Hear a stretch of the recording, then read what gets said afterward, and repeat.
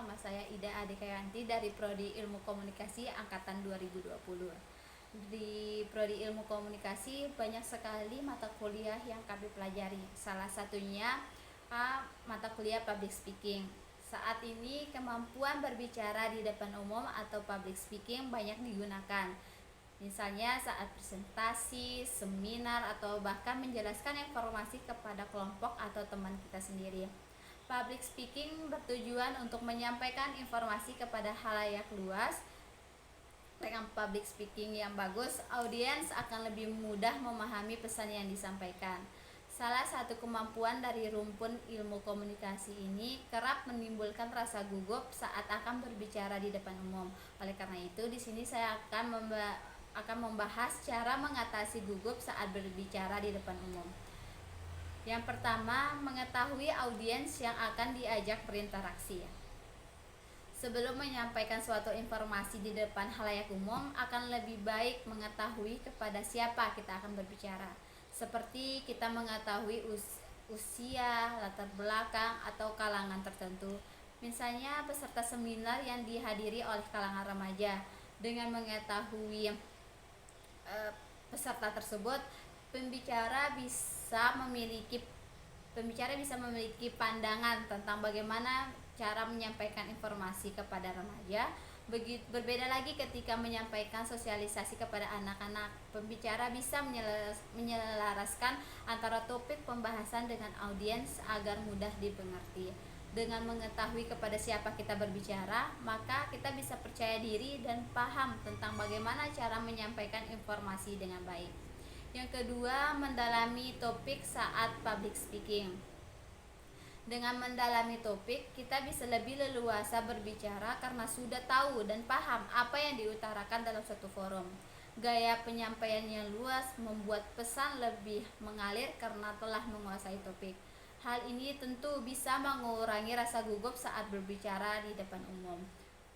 Penguasaan materi berguna untuk mengantisipasi adanya hening di tengah penyampaian pesan akibat topik pembahasan yang dirasa sudah habis. Nah, kita bisa memperdalam materi saat membuatnya. Kita juga bisa membuat catatan kecil di luar presentasi untuk kita improvisasi lebih lagi. Yang ketiga, menyesuaikan gaya bahasa dengan audiens. Kita juga harus menelisik target audiens dari berbagai aspek, salah satunya bahasa yang mereka gunakan sehari-hari. Kita juga bisa mencari tahu kosakata khas yang mereka gunakan dalam kehidupan mereka. Yang keempat, menjalin interaksi saat public speaking. Untuk memiliki kemampuan berbicara di depan umum dengan yang baik, kita bisa memanfaatkan situasi di lapangan, salah satunya dengan improvisasi atau menjalin interaksi dengan audiens. Ada banyak interaksi yang bisa dilakukan, misalnya bertukar pendapat tentang suatu topik. Kita bisa menanyakan kepada audiens terkait materi sehingga komunikasi terjalin dua arah. Atau bisa kita melemparkan pertanyaan terkait materi pada mereka. Sebaliknya juga, kita bisa, jika mereka bertanya, kita bisa menawarkan kepada peserta lain untuk memberikan kesempatan untuk menjawab. Hal ini dapat mencarikan suasana agar lebih luas. Kita pun bisa menguasai keadaan tanpa gugup. Yang kelima, fokus dengan salah satu audiens. Ini merupakan kiat agar kita lebih mudah menjalin interaksi dengan audiens. Saat melakukan public speaking, kita harus perhatikan salah satu peserta yang menurut kita itu lebih menarik atau berbeda. Audiens seperti ini biasanya mudah ditemui karena terlihat berbeda dengan lainnya, entah paling efektif, easy going, atau lainnya.